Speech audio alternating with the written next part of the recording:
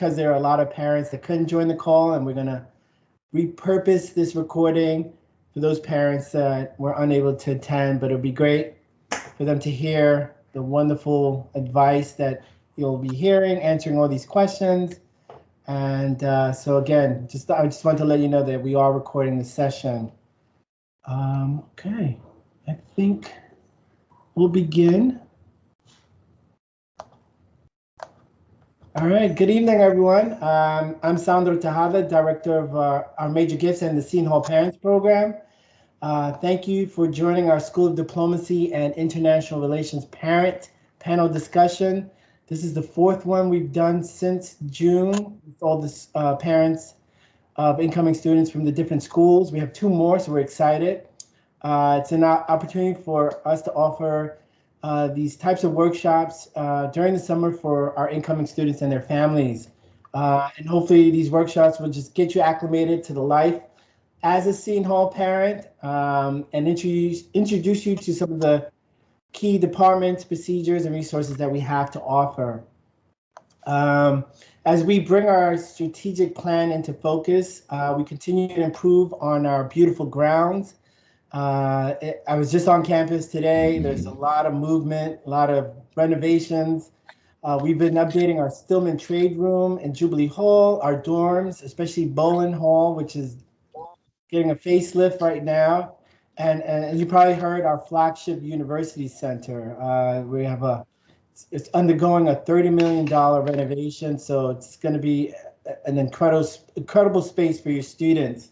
So we're excited. And we're also fine tuning our schools and colleges and gearing up for what we're promising to be a very robust and exciting 2021-22 academic year. And again, we're all excited to see students back on campus, to see families during moving day. So it's just a lot of excitement in the air, and so we're getting ready. So before we begin the discussion, I just want to ask everyone to please kindly mute yourself. But if you have any questions during this discussion, you can use the live chat feature to share your questions. But I highly recommend if you just want to raise your hand, there's an icon on the top right of your screen. And just, we want to hear from you. So just, raise your hand and ask your questions. This is what we're here for. We're here to answer any of your questions. Our goal for this panel discussion with you, parents of students in the School of Diplomacy and International Relations, and I'm excited to introduce you shortly to our panel, is to connect you to our wonderful parent community to share their knowledge, expertise, and insight about the Pirate student experience. So we hope we can answer all your questions and provide you with the information to encourage your student to make the most of their experience, and also you as well as parents at Seton Hall University. Now I'd like to just share some information about the school, which you probably have heard, but something is part of our commercial, so I'll be real brief. The School of Diplomacy and International Relations at Seton Hall prepares students from around the world to become leaders in a global society. Strategically located just minutes from New York City, Seton Hall is an ideal place to study international relations and build the critical skills required to meet the challenges of exciting careers in government, international business, international organizations, or the nonprofit sector. Diplomacy students, as I mentioned earlier, come together from throughout the United States and nearly 20 countries to participate in a multidisciplinary curriculum that emphasizes global studies, multilateral diplomacy, conflict resolution, international economics, and leadership. And as you probably have heard, we have a distinguished faculty of scholars and professionals that bring essential theories and practical perspectives to the classroom, which address today's global challenges. Now it's my pleasure to introduce you to our wonderful parent panelists. I'm going to let them kind of introduce themselves, share a little bit about their students. So I'm just going to start from where I see our parent panel. So I'll start with Shirley Dang, if you want to unmute yourself and share who your student and a little bit about him. Yes, hi everyone. Welcome to Seton Hall. So my son is Jared Dang. He's an incoming senior. We're from Los Angeles, California. He loves it there, going from West Coast to East Coast, has not deterred him. He thrives in the school. The School of Diplomacy has been really great for him. He's maximized all opportunities. He has had an internship at the USUN. That's the main reason he chose the school, the proximity to New York City and having more opportunities like that.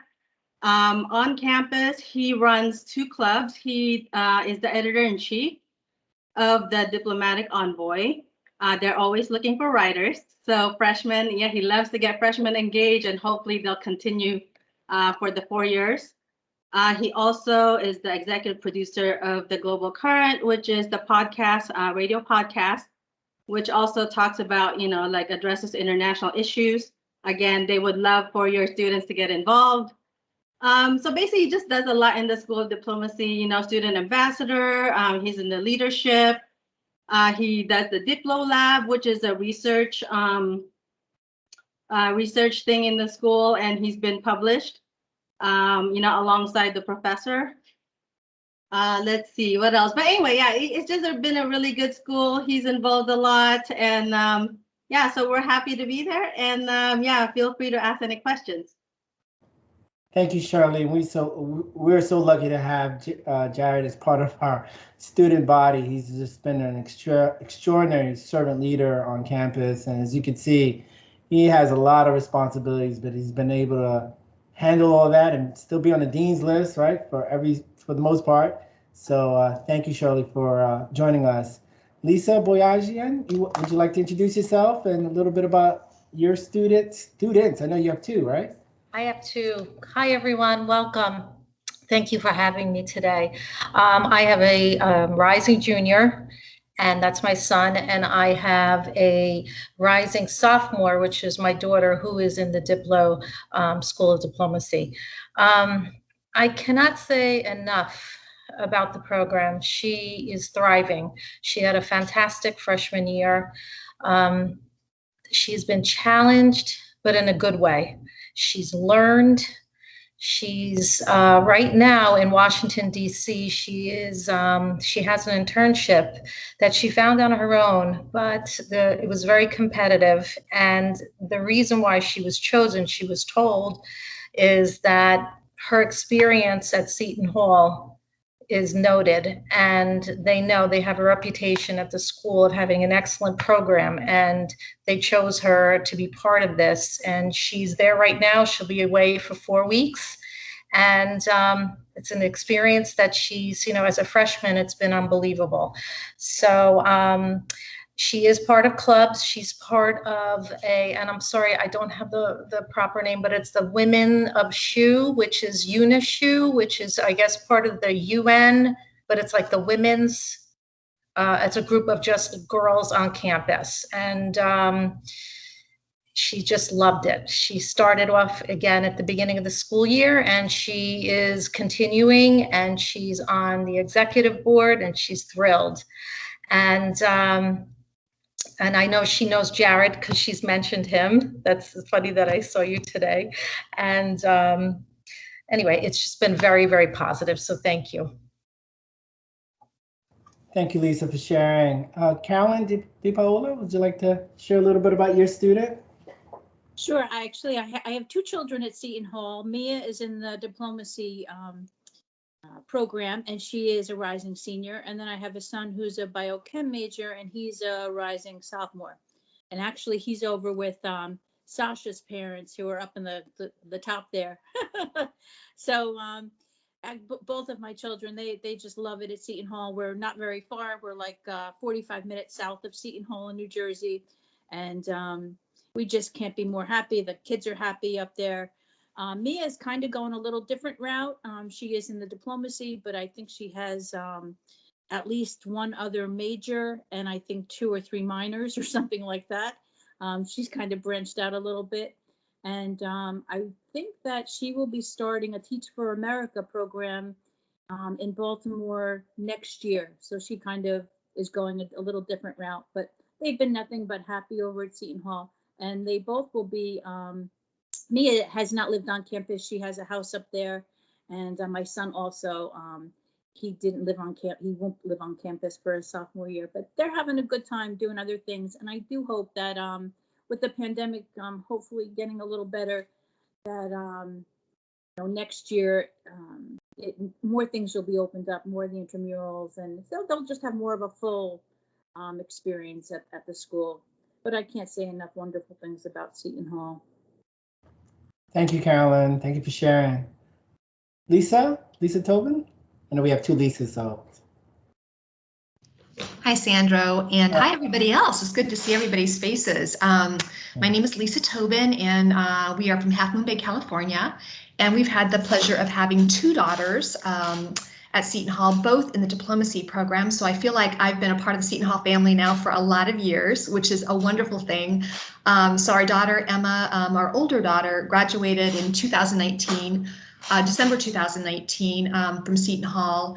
And I'm going to mention the things that the girls have been in and done only because I want, if people have questions about those things, I really feel like, we've been through it, we know what it's like, and I can recommend, information about that kind of stuff. So Emma had quite a run at Seton Hall, and so she was an Arabic language major, and that helped her to do a number of internships. So she ended up working for the UN twice, actually one in Dubai and the other one at the US UN. She ended up also doing a lot of stuff on campus. So she was part of the Blue Crew. She was in the Student Alumni Association. She's sitting right here next to me, so I'll ask her, what am I forgetting? Yeah, she was in the sorority on campus. Yeah, she was a founder of No More, that sexual assault organization on campus. And she was lucky enough to win a number of national scholarships. So she went the prestigious scholarship route. And most incoming freshmen don't know about them. So I'm actually very, very anxious to make sure that incoming freshmen understand that this is something that Seton Hall provides and is really quite good at. So Emma was able to win the Truman Scholarship, which gave her $30,000 for her graduate school. She was a critical language scholar winner. I'm forgetting something else. She was a Boren Scholarship winner. And then she was a Marshall finalist. So all of those things happened while she was at Seton Hall. And she is currently at the University of Oxford getting her graduate degree using her Truman money there. And then she just won a Rotary Scholarship in order to do that. And that was with the help of Seton Hall. Even though she's in graduate school, she had a lot of help from Seton Hall, in particular Dr. Escobar, who is the Virginia Scholarship Advisor. So a really important person to know on campus.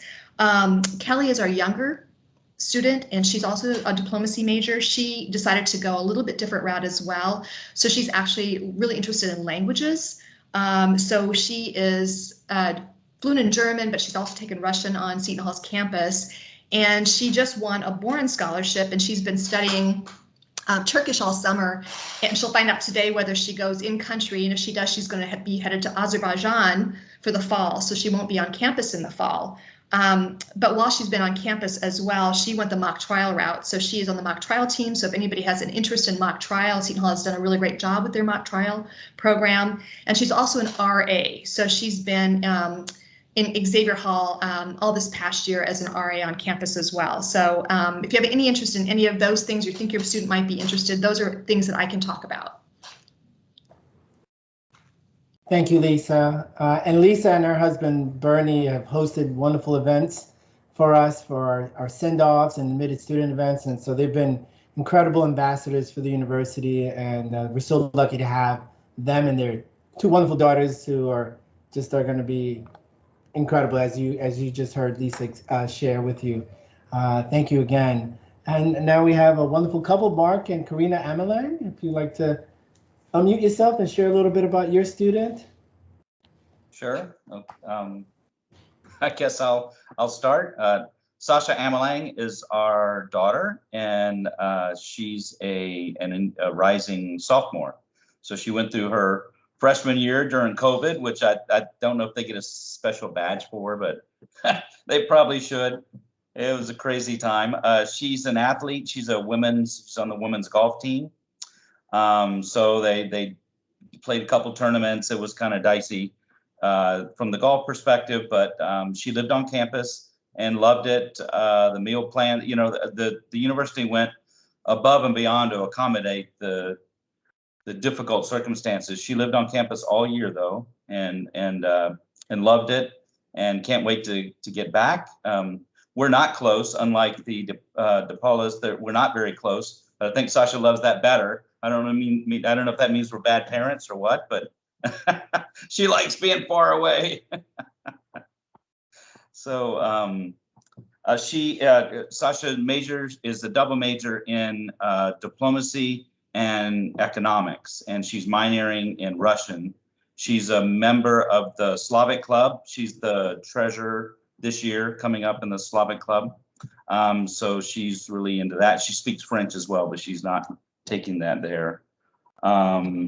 She was on a internship this spring and summer, and she just recently presented at the United Nations at their annual meeting of education, I think it was called.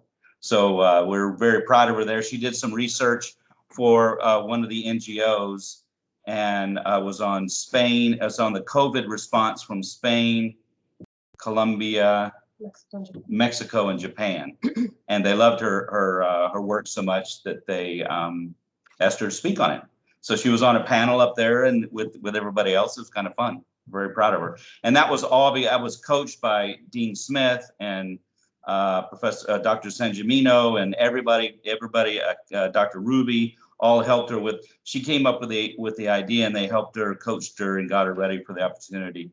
So Seton Hall Diplomacy School definitely has a lot of sway and swagger when it comes to the United Nations and the world of diplomacy, for sure.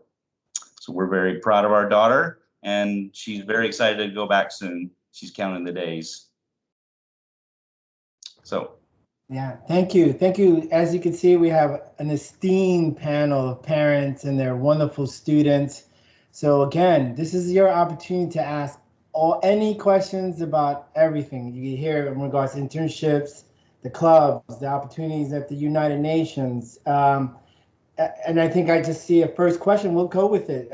Julie Ohm asks in the chat, for those of you with kids who move from the West Coast, and Emma, Lisa, and Shirley could probably, and also Mark and Karina, what was the most difficult adjustment for them? And Shirley, if you want to take that question first. I don't know if I have a lot to say about that. Jarrett seemed to just have adjusted well. Like, he didn't struggle with finding friends or being in cold weather, or he was fine. Like, cafeteria food was fine, dorm life was fine. So yeah, I'm gonna pass it on to someone else because I don't think I have a lot to share.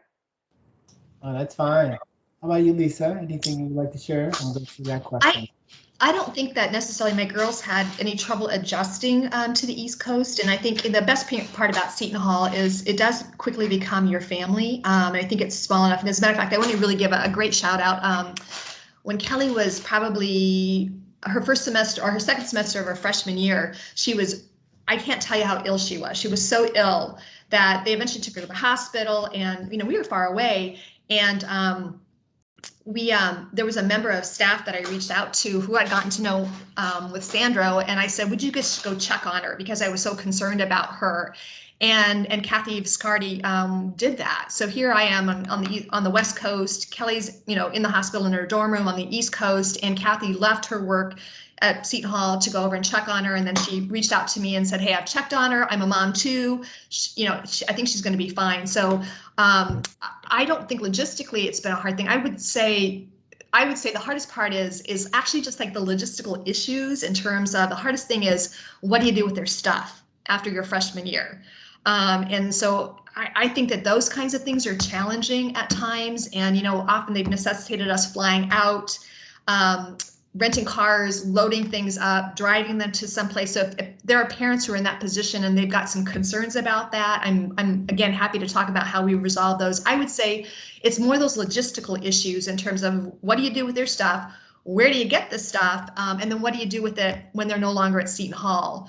And how do you get rid of it? That kind of stuff. I think that has been a bit of a challenge. But anyway, there are parents out there who can certainly help you figure that out, and I'm happy to do that. If anybody has questions about that, ultimately, they can certainly reach out to me and we can chat about it.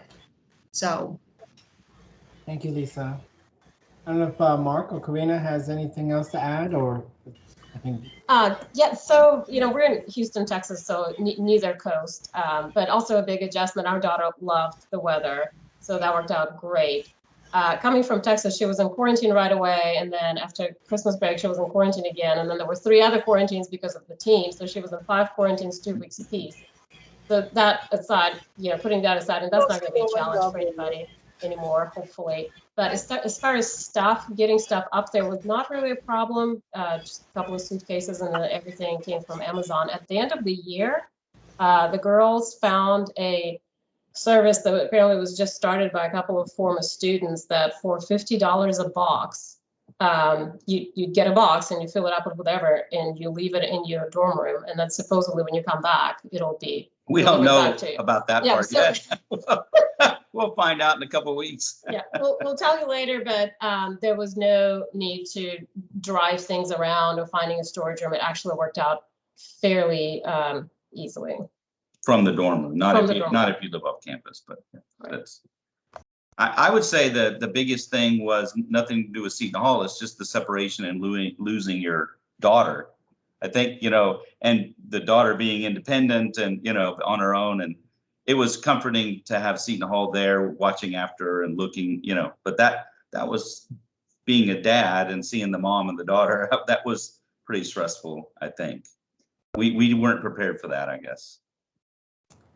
Yeah, and I could kind of share a little bit. I mean, I've been at Seton Hall for almost 9 years, and I've always been very sensitive to parents that are thousands of miles away, just because they just don't have that liberty just to come and pop up and say hello and bring, let's say if they need to bring something, as maybe Carolyn could share, she's probably made a couple of trips to campus, because she can. And so I really understand that. But I think one of the things we want to share to our parents of incoming students that you're part of a family and you're part of a very close-knit community, and really lean on other parents to help, especially those that are in New Jersey in the tri-state area, because there are going to be times that you're going to probably need that help, just to check on, and you're going to see a lot of their students, their roommates really their families as well. So I think the adjustment part of it for the families is tough. But just knowing that they're in good hands, and so we try to make that adjustment as easy as possible. But I can't imagine. So, anyone else in our parents of incoming students, if you have any questions, please raise your hand and unmute yourself. If you have something in the chat, please ask away.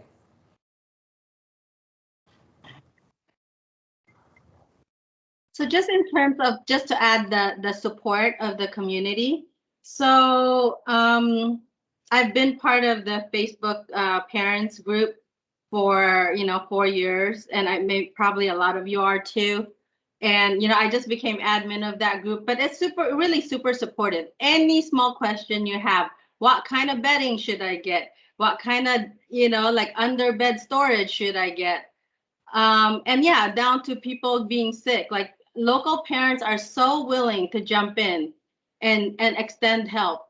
Local parents that, that you don't know, but they understand that, our kids are far away and that they're just willing to help, to check in, bring medicine, bring some soup.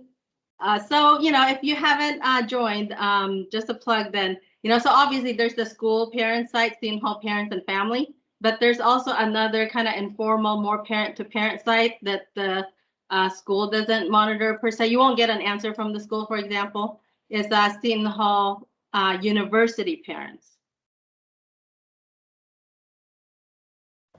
And I highly recommend those two groups. Again, it's a community where you could ask any question, you'll probably get 10 to 15 comments. So it's the whole idea, the reason why we created it is just because we wanted parents to support each other during this journey that they're taking with their students. So yeah, definitely. I see there's another question from Nicole Heller. Can you talk more about the diplomacy program? How challenging is it the first year? and any classes that are known to be very tough. Anyone want to take that one? Get on you. I would like to say something. My daughter Anais was given, and every student is given a menu. It is a paper that lists all the classes you need to be taking and in what order, what your prerequisites are. So it's pretty much spelled out for the student. And they are, this year, they have started a group through the school of student mentors that the kids can talk to, incoming freshmen, if they have any issues with any classes. So that will be very helpful. Sandra, would you like me to have Emma weigh in on that since she was a student? Awesome, of course. Would you? Yes. I will let her do that. All right, great. This is the fun part of, I'm sorry. So I'm Emma. I'm a 2019 grad from Seton Hall. I was a diplomacy major, as my mom said, and I was an Arabic minor in history and women and gender studies.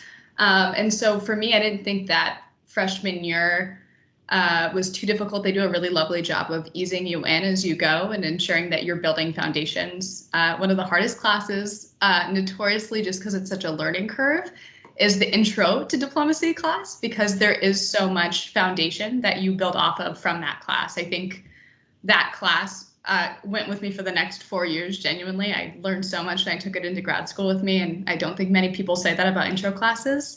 But across the board, diplomacy is a pretty small school, so we're all really willing to help, support questions, anything in that regard. But also, the coolest thing about the diplomacy school at Seton Hall, it makes it really unique, is that it is a school that requires language learning. And so your intro to language classes are really hard because you're learning Mandarin or Arabic or Russian or something easier like Spanish and Italian and French. And so in that way, you get to have all of these amazing learning opportunities. Like I used Arabic in graduate school, and I used Arabic in Morocco and all of these other places. And my first job out of college was in the Middle East because of my Arabic language learning. But it definitely is a learning curve. So just ensuring that your students remember that there's a payoff at the end of it, and that learning languages makes you more hireable, gives you better skills to learn other things, like learning intro languages when you're learning like a baby, essentially, again, helps you learn in your other classes too. So just with patience. Oh yeah. Economics. And then we have a ton of econ based. So it's a Bachelor of Science, which is rare. My sister went to a different school, my older one, and she has a Bachelor of Arts. But the diplomacy school gives you so much economics background that I didn't have to take any econ at all at Oxford because of all of the economics I had. So almost every other student in my program at Oxford took econ. But because of Seton Hall's unique program, you learn all of this economic knowledge that you wouldn't have in other programs. And I was not good at it, but I learned a lot, and it was a helpful learning curve on that. So just being cognizant that there are a lot of things that you will be learning for the first time that will be difficult, but the Seton Hall diplomacy community is so amazing. My best friends ever are still Seton Hall diplomacy students, and we're 2 years out of college, 3 years out of college now. So you have that support system and older students who are willing to help. Hi, I was asked to weigh on the harder classes your freshman year. Emma just said intro was the hardest class. I would probably say that, yeah, because you definitely have to think differently, and you have to kind of adjust your mindset towards writing things that are more applicable, I guess. So they'll give you like real life situations that you have to kind of give opinions on, like issues, or I don't know. I think we did one on the Ukraine conflict and like how the United States should get involved. So that was definitely one that was kind of, you also have to work with classmates. Oh, thank you. It is my birthday today. So yeah, I would definitely say that it's pretty writing intensive, but once you get out of it, you feel so much better and definitely grow in your writing skills outside of diplomacy as well. So thank you. Great, thanks, Sasha. Happy birthday. Awesome. That's awesome. We have some students or even an alum to chime in.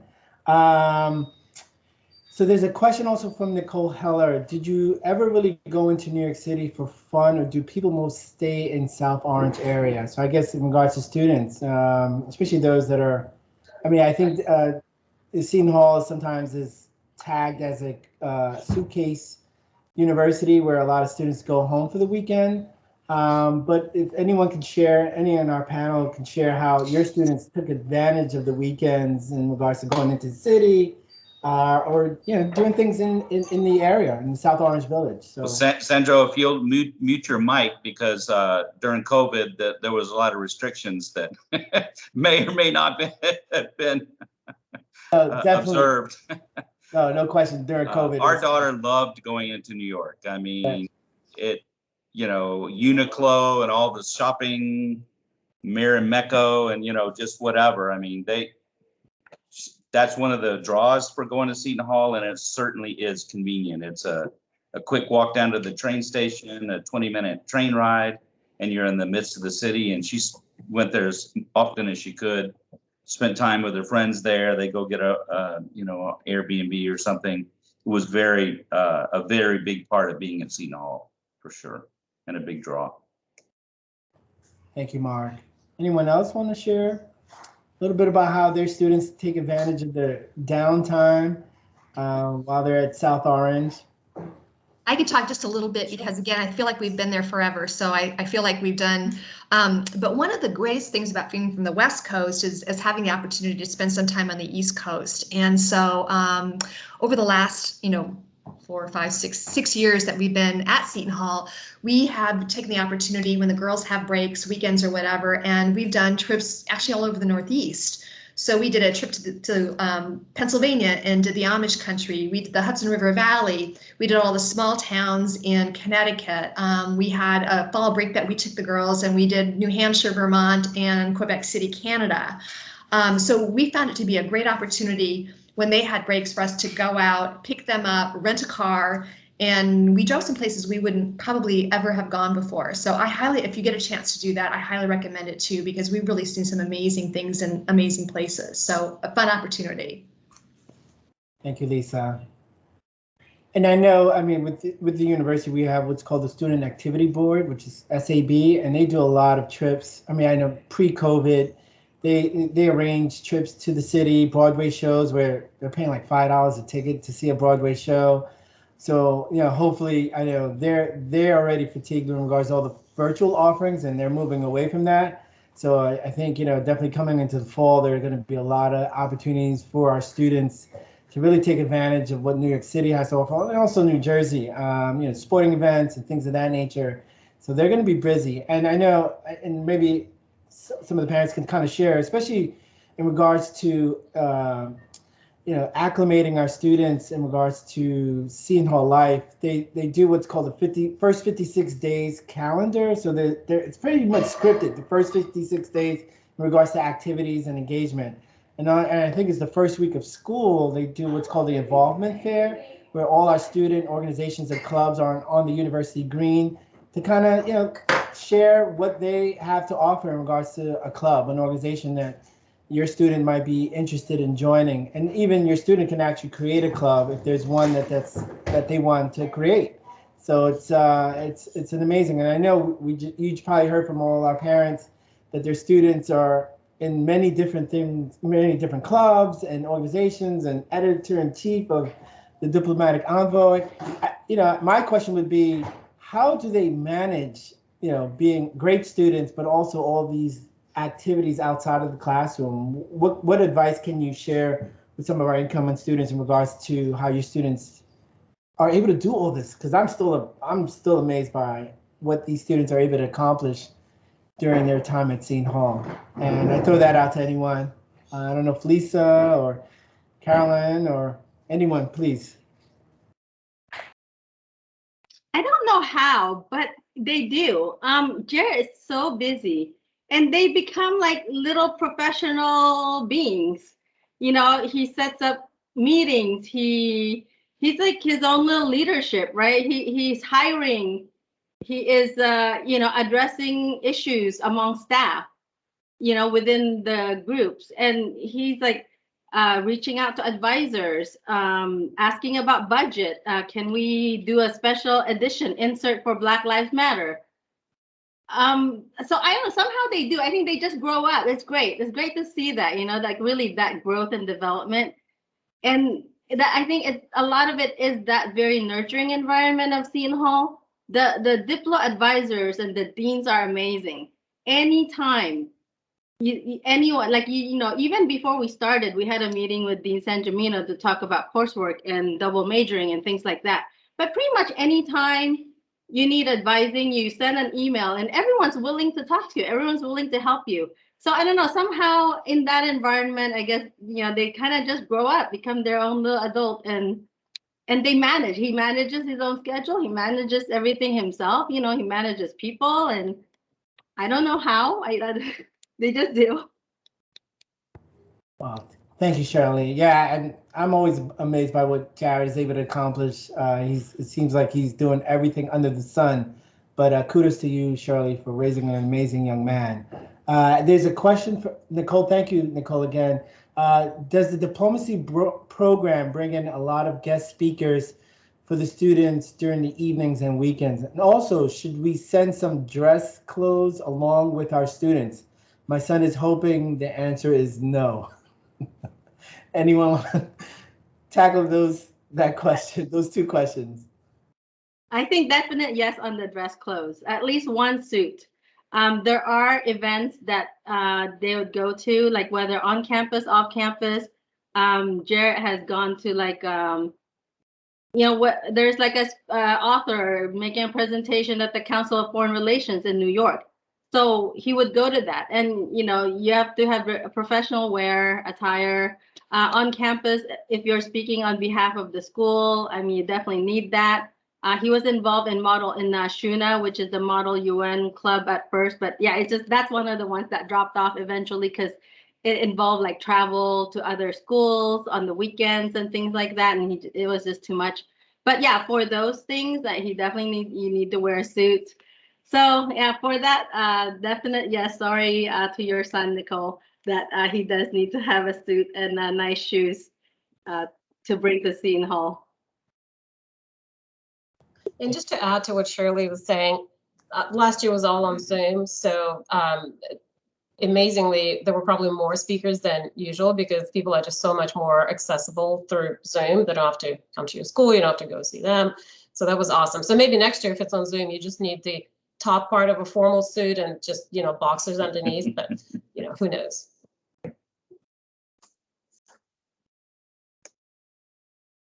Yeah, I would have to say my experience being at Seton Hall for 9 years, the School of Diplomacy has brought the best speakers. I mean, impressive. I mean, I think we had Susan Rice one year, just incredible diplomats. I think we had the president of the Dominican Republic one year, which was great because I'm Dominican, so I was able to meet him. So yeah, the School of Diplomacy, I mean, their lineup of speakers are impressive. And I think the whole community thanks the School of Diplomacy for bringing those speakers in, because I think everyone learns and it's thought-provoking sessions that we all experience. And I agree with Shirley, definitely because we were so virtual that we had the opportunity to bring so many speakers and they were so accessible. And so yes, to answer your question, Nicole, there's a lot of guest speakers, and I imagine they're gearing up for the fall and spring semester to really engage our students. So definitely. Any other questions from her? Go ahead, Lisa. Hey, I just wanted to also throw a plug in for why the speakers are so incredibly important. Kelly's, my daughter's freshman year of college, Rear Admiral Norman Hayes came to campus and he spoke to one of her classes. And so she stayed around afterward and introduced herself, and they met and started to talk. Well, he since has become a mentor to her. And when she was going to apply for the Boren Scholarship, he agreed to be one of her recommenders. So her recommender for the Boren Scholarship is, the first African American Rear Admiral in military intelligence.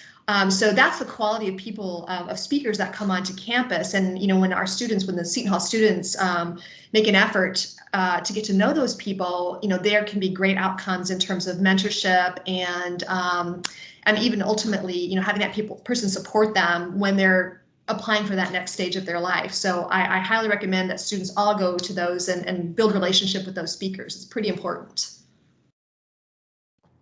Thank you, Lisa. Anyone else want to share anything in regards to speakers that you heard about or your students raved about when they were on campus?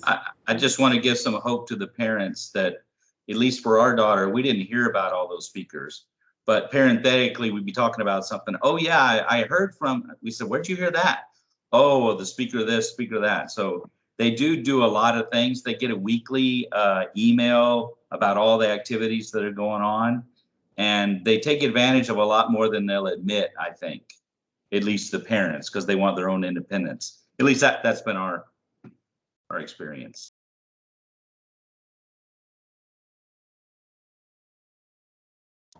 I agree.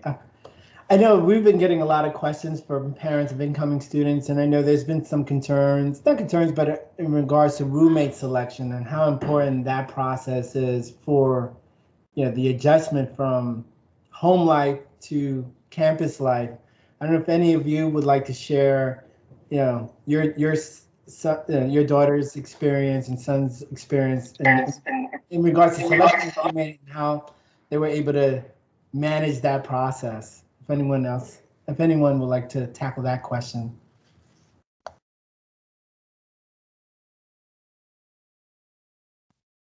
My daughter went random and she got lucky. She had a very good experience, and now for next year, she's rooming with the same student, and it worked out very well. My son, his first year was cut short because of COVID. He was in a triple, very nice matchup. Again, he went random. And he was not on campus last year, but now he's going back again this year, and he went random, and it should work out. Thank you, Lisa.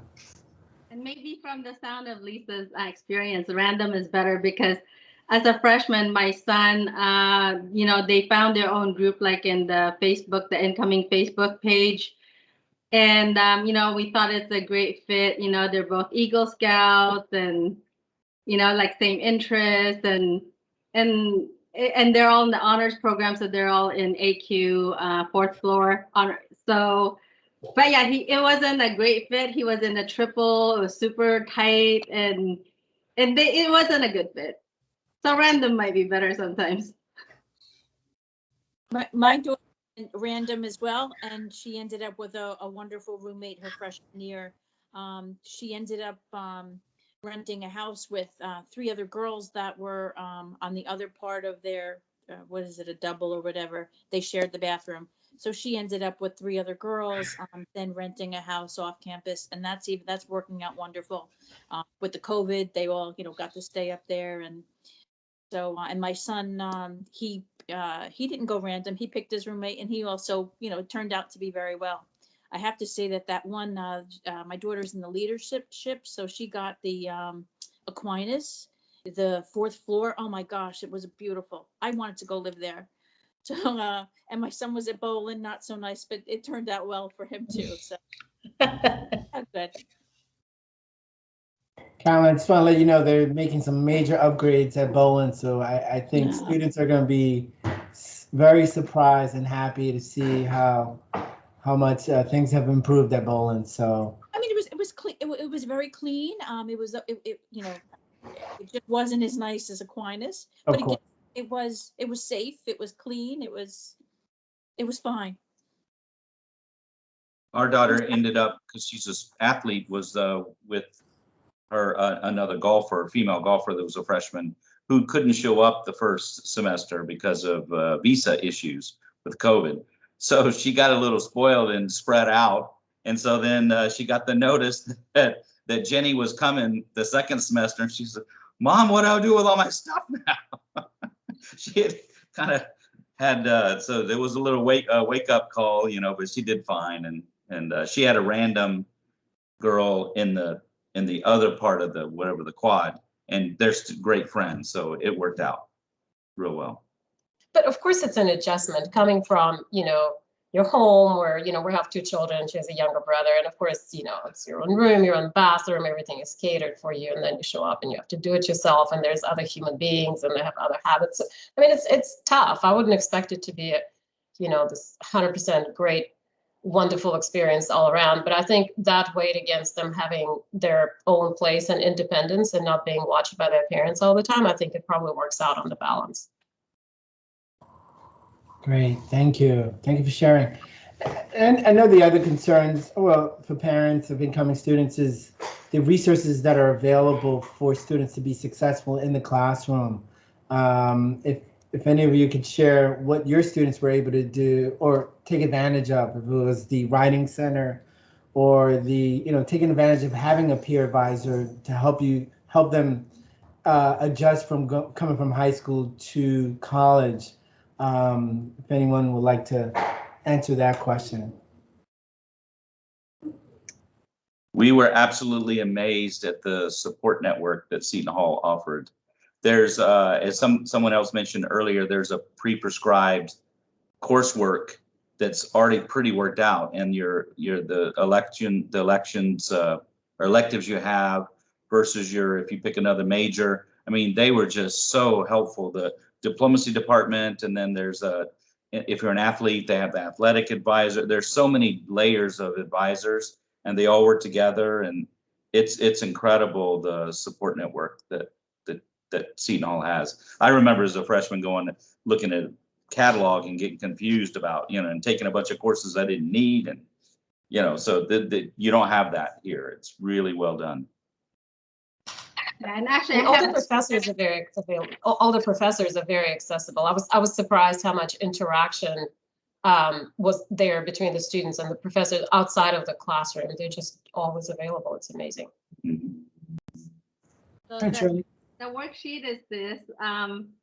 It's really, it breaks down by freshman, sophomore, junior, senior, and all the classes they recommend for each year and the equivalencies. Because if you're like in the honors program, like those count for credits, and you know, in like some of the prerequisites, well, not prerequisites, I forgot what they're called, but or if they're double majoring, they're like there are already arrangements amongst the schools, like that, you know, if you take this Diplo class, it'll count toward this econ class.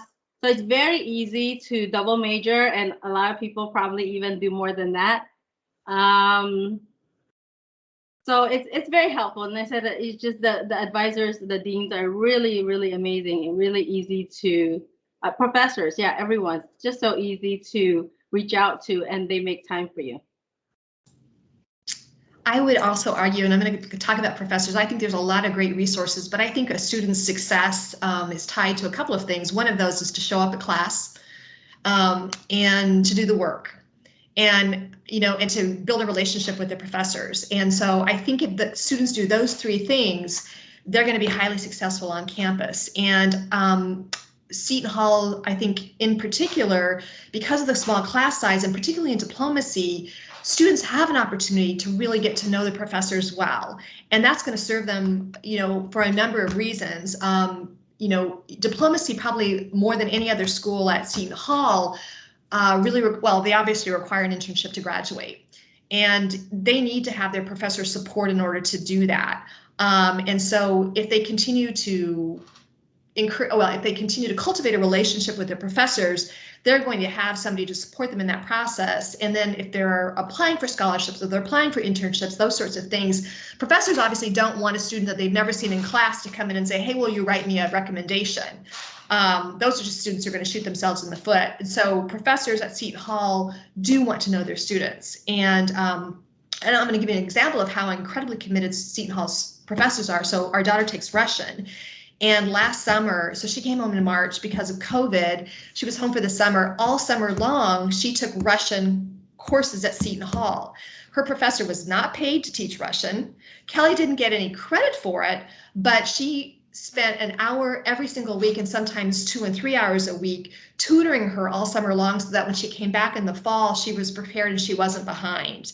And I found that across the board, I think for Seton Hall's professors, is they will just go above and beyond for the students who put the time in, do the work, and show up. If your student doesn't, they're probably not going to be as helpful. But I think for the students who are willing to do that, they are really a key to the success of Seton Hall students.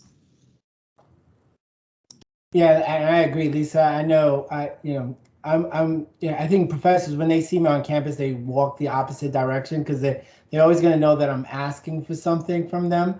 But I would have to say diplomacy professors are always so open to help. We've done what's called the back to school classes with professors. So we do this during Seton Hall weekend for our parents to have an experience to be back in the classroom. And I always get our diplomacy professors to say, of course, I would love to do that. I know Professor Edwards, I'm trying to remember the other names of professors. They've been so generous with their time, and I can see how supportive they are of their students and their success. So that's so important in regards to what Lisa mentioned in regards to cultivating that relationship with their professors, because it goes a long way. And definitely showing up to class, that's half the battle. So that's extremely important. So I know we have 2 more questions in the chat, and I know we're pressing on time, so I want to make sure we get to those 2 questions. And this is a good one. Thank you. I see David Babizian, but I see someone else on the screen. So I would imagine it's Mrs. Babizian, and she asked, could someone speak to study abroad internship opportunities for diplomacy students, especially during COVID and pre-COVID, if you can touch a little bit upon the experience that you students had in regards to internship opportunities and study abroad, and does the program assist them in the process? And I think we heard some of our parents said they do. So if anyone would like to tackle that question or just answer it. I find that the Seton Hall doesn't have really the semester-long study abroad like I did in college, for example. But what Jared did do is and luckily this was a year before COVID, he was able to do a study seminar. It's a 2-week long. It was during either spring break, I guess it was spring break, maybe 12 days or something. And they went to Ethiopia, and it was great. It was visiting all the historical cultural sites, but also they visited the African Union. They attended a couple of classes at Addis Ababa University. They visited NGOs like Oxfam. So it was a very nicely packaged program for such a short amount of time. So hopefully your students will be able to participate at some point when things are much more open.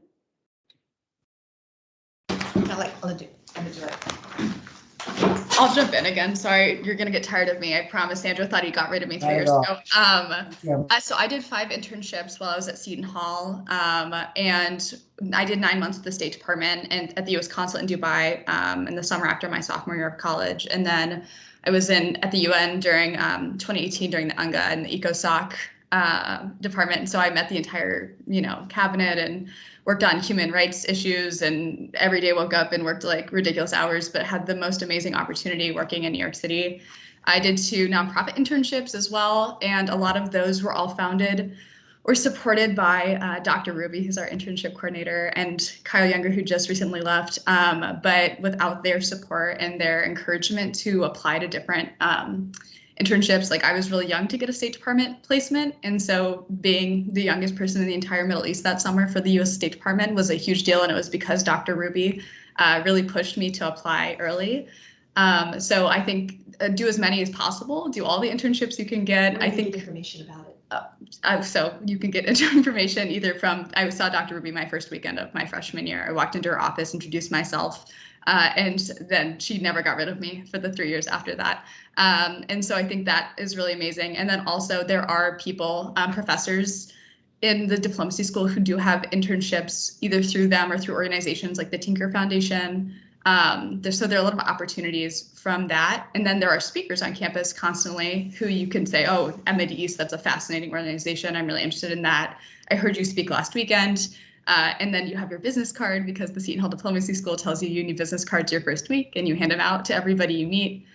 So there's a lot of opportunities. I also had my best friend in undergrad was a diplomacy student, and she did a whole semester abroad in Costa Rica and was so fluent in Spanish by the time she got back that now she's going to law school to work on refugee immigrant cases from Latin America. And so there are a lot of opportunities to study abroad, either the entire semester, or I did a summer in Morocco and then a summer in Dubai, and both either fully paid for or through internships. So there are a lot of opportunities. You just kind of, you don't have to look hard, ironically, because they're all over DC, they're all over New York City. And then as long as you're interested, they're all over the place. So I would encourage students just to go to Dr. Ruby. She figures it out. Thank you, Emma. Thank you so much for sharing that. Again, I know we're past a little over 7 p.m. Is everyone okay with staying on for maybe 5 more minutes? Is that okay? All right, great.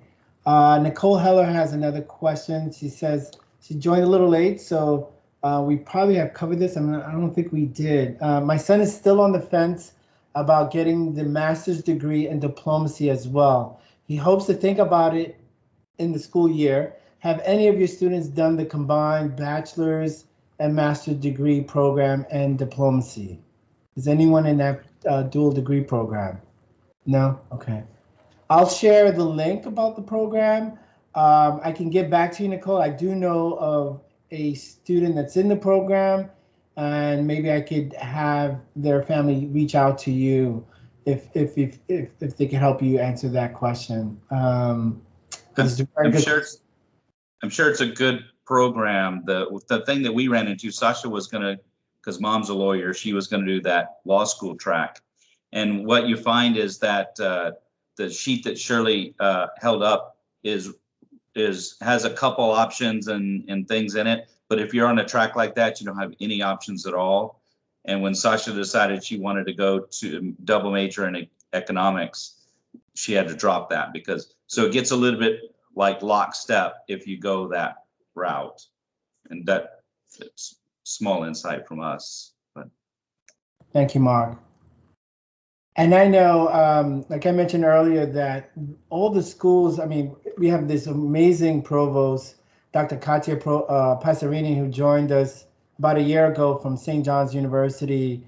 And she is shaking up the university. They're looking at how there could be more efficiency, but really to support faculty. So I know she's looking at how the school of diplomacy could really be more aligned with the Seton Hall Law School. So there's a lot of synergies there. So they're really looking at working with the School of Law, which is in Newark, which is not far from campus, and see how we could really strengthen that relationship. So it's going to be exciting to see how that plays out. And there's more information. I'll try to put it in the link in regards to how they're looking at those synergies within the School of Diplomacy and Seton Hall Law School. And I think it's an exciting thing because we start to see that a lot of our diplomacy alums are going into law. And so it's interesting how that's going to work. So, but that's a great question. I guess, again, we're a little past over 7 p.m. If everyone on our panel want to share some final words of encouragement or advice before we sign off, I leave the floor open to anyone that want to share anything. Any advice that you think that we probably didn't cover for our incoming families. And just to say, we're excited. I think it's about 75 incoming students that are going to be in the school. So it's a good class. They're coming from all over, so we're excited to have them. And definitely the School of Diplomacy is a strong unit. And as you can see, we have these wonderful families here that are here to support you as well.